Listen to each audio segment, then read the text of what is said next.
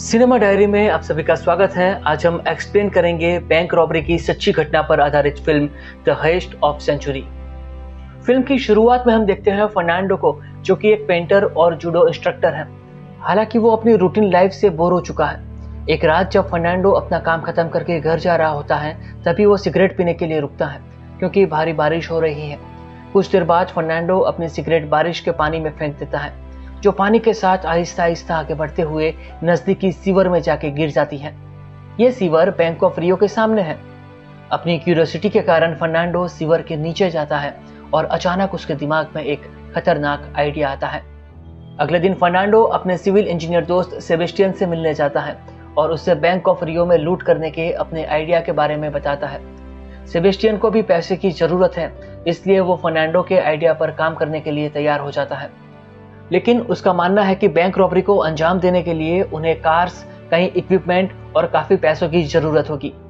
इसलिए फर्नांडो एक ऐसे आदमी की तलाश शुरू करता है जो बैंक रॉबरी के इस प्लान को फाइनेंस कर सके।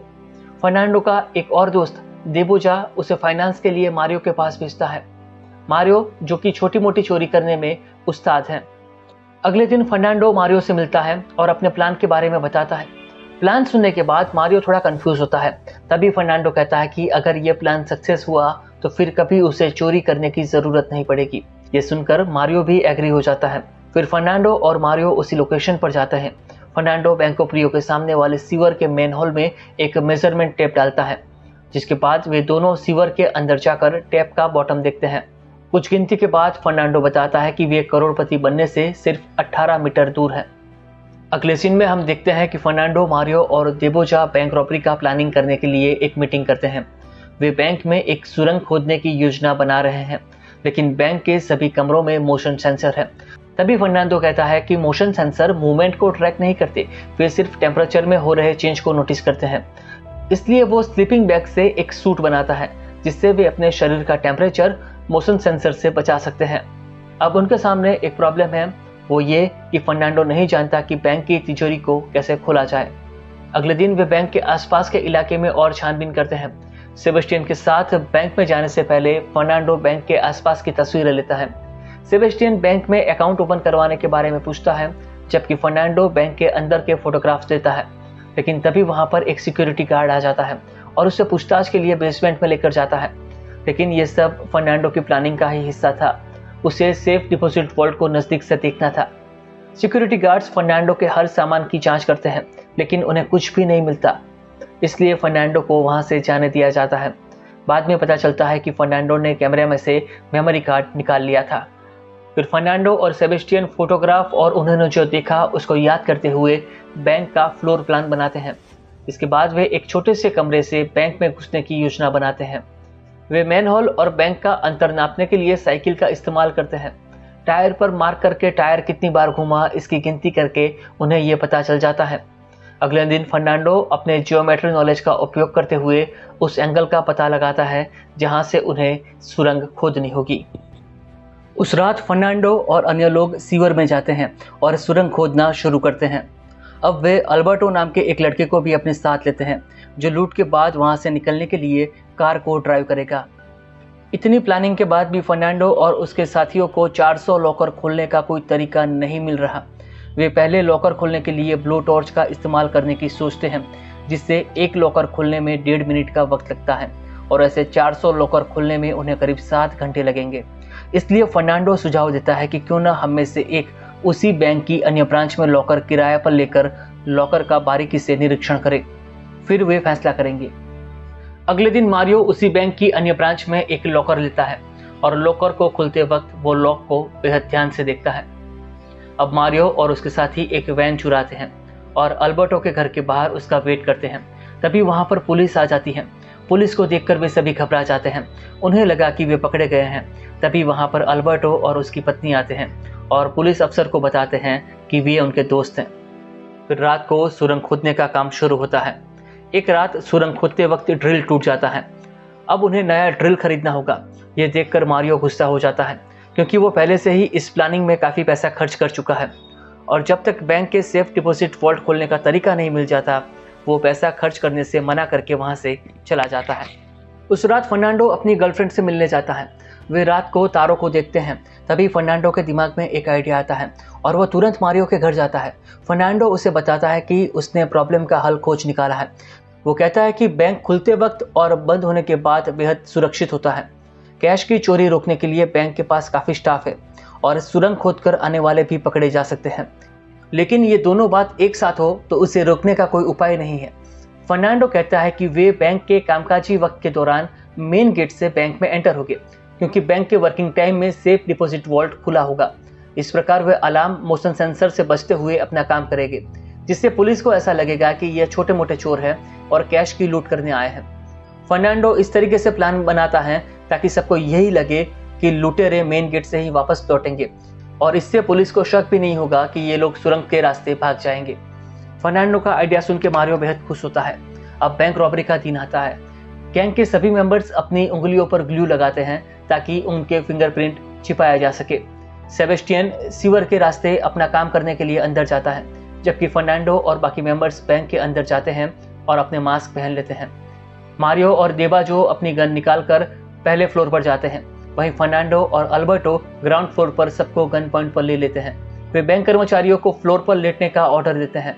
वहीं एक सिक्योरिटी गार्ड सीसीटीवी रूम से पुलिस को अलर्ट करता है, लेकिन वहां पर फर्नांडो सिक्योरिटी गार्ड के भेस में सीसीटीवी रूम में से हो रहे कम्युनिकेशन को सुन रहा था। बैंक में मारियो कैशियर को आदेश देता है कि वो एक बैग में पैसे डाले। वहीं अल्बर्टो जाकर पार्किंग गेट लॉक करता है। कुछ ही देर में पुलिस बैंक के बाहर होती है।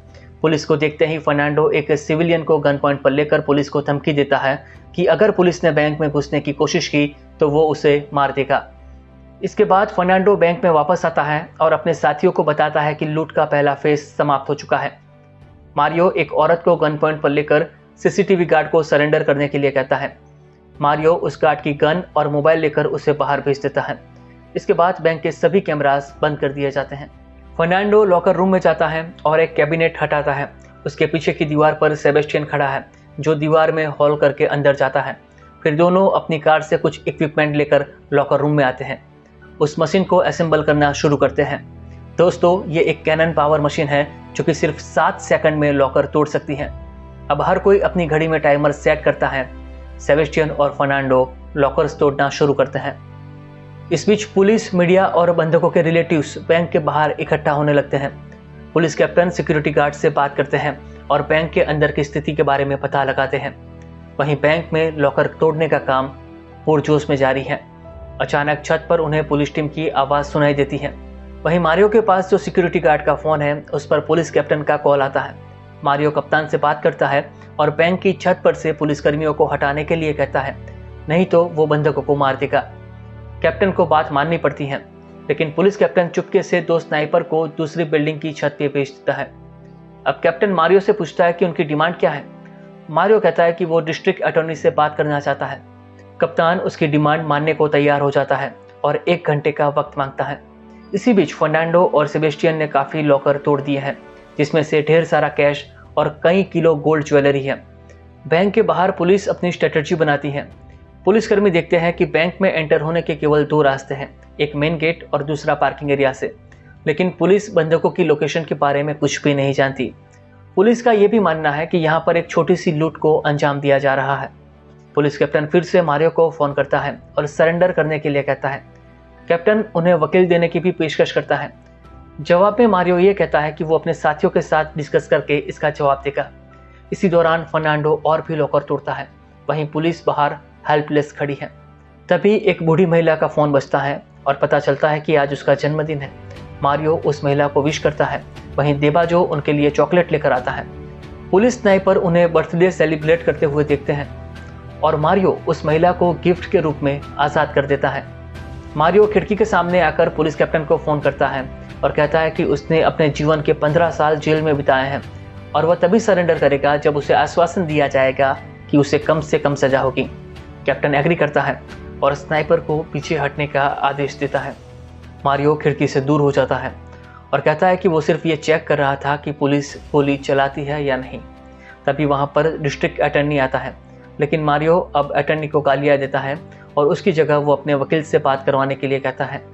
जब कैप्टन उसके वकील का नंबर मांगता है तो मारियो उसे किसी हॉस्टेज का नंबर दे देता है। फिर वो फ़ोन उठाकर अपनी आवाज़ बदल के नकली वकील के रूप में बात करता है और इस तरह से वो अपने साथियों के लिए काफ़ी वक्त ले लेता है। अब मारियो ने सभी बंधकों को फर्स्ट फ्लोर पर बंद कर दिया है। फर्नांडो और बाकी साथी लूट का सामान लेकर वहां से निकलते हैं। फिर मारियो अपना फ़ोन बंद कर देता है, जिससे पुलिस कैप्टन को कुछ शक होता है।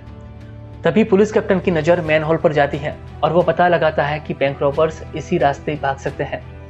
वहीं लूट का सारा सामान बोट में रखने के बाद फर्नांडो अपने सारे हथियार वॉल्ट में रख देता है, क्योंकि ये सारे हथियार नकली है। फर्नांडो कभी भी किसी नागरिक को चोट पहुंचाना नहीं चाहता था। आखिर में मारियो वहां से निकलकर फर्नांडो के पास आता है। मारियो के जाते ही सभी बंधक अपने फ़ोन उठाते हैं और अपने रिश्तेदारों को बाहर बुलाते हैं। यह देखकर पुलिस कैप्टन एक टुकड़ी सीवर में भेजता है, जबकि दूसरी टीम सामने से बैंक में एंटर होती है। फर्नांडो और मारियो सुरंग के सभी सबूत को वहां से मिटाते हैं और बाकी साथियों के साथ बोट में सवार हो जाते हैं। यहाँ हमें पता चलता है कि फर्नांडो ये जानता था कि पुलिस को सीवर के बारे में मालूम पड़ जाएगा, इसलिए वह सीवर में एक छोटा सा डैम बनाते हैं ताकि पानी का लेवल बढ़ जाए, जिससे वह मोटर बोट को ऑपोजिट डायरेक्शन में ले जा सके। पुलिस कैप्टन बैंक के अंदर आता है, जहां पर वे सुरंग का रास्ता देखते हैं, जहां पर एक बम होता है। हालांकि उन्हें तुरंत पता चल जाता है कि ये बम और हथियार नकली हैं, लेकिन तब तक काफ़ी देर हो चुकी है, क्योंकि फर्नांडो और उसके साथी वहां से निकल चुके हैं। वे अपने एग्जिट पॉइंट पर आके वैन में बैठ जाते हैं। वहां से निकलने के बाद वे लूट में इस्तेमाल होने वाला सारा सामान जला देते हैं। फिर वे अल्बर्टो के घर जाते हैं और लूट का सारा माल आपस में बांट लेते हैं। दोस्तों, इस बैंक रॉबरी को कुछ महीने बीत जाते हैं और सभी लूट के पैसे से आराम की जिंदगी जी रहे हैं। तभी एक दिन अल्बर्टो की पत्नी को मालूम पड़ता है कि अल्बर्टो उससे धोखा दे रहा है। वो काफ़ी गुस्सा होती है और पुलिस स्टेशन में जाकर FIR करवाती है और वो ये भी बता देती है कि बैंक रॉबरी में उसका पति अल्बर्टो भी शामिल था। और उसका परिणाम यह होता है कि एक के बाद एक सभी गैंग मेंबर्स पकड़े जाते हैं, सभी को जेल में डाल दिया जाता है। जिसके बाद फिल्म फास्ट फॉरवर्ड में 7 महीना आगे बढ़ती है। हम देखते हैं कि फर्नांडो को जेल से रिहा किया गया है और मारियो उसका वेलकम करने के लिए खड़ा है। इसके बाद पता चलता है कि फर्नांडो ने यह भी तैयारी की थी कि अगर वे पकड़े गए तो क्या होगा, इसलिए वे लूट के दौरान खिलौनों की गन का इस्तेमाल करते हैं ताकि किसी को चोट न पहुंचे और वे छोटी सी सजा पाकर जेल से छूट जाए।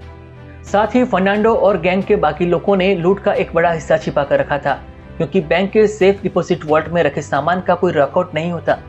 बैंक के मुताबिक लॉकर्स में $2.5 करोड़ कैश और ज्वेलरी थी, लेकिन पुलिस ने केवल 11.7 लाख डॉलर्स और 8 किलो ज्वेलरी रिकवर की। बैंक के पास कोई ऑफिशियल रिकॉर्ड नहीं था, इसलिए पुलिस अपराधियों के खिलाफ कोई मामला चला ना सकी। और फिल्म के अंत में हम बैंक रॉबरी के असली दृश्य देखते हैं और इसी के साथ ये फिल्म समाप्त हो जाती है। तो दोस्तों, ये थी कहानी फिल्म हेस्ट ऑफ द सेंचुरी की। वीडियो पसंद आया हो तो वीडियो को लाइक और शेयर कीजिए और ऐसे ही फिल्मों का एक्सप्लेनेशन देखने के लिए सिनेमा डायरी चैनल को सब्सक्राइब कीजिए।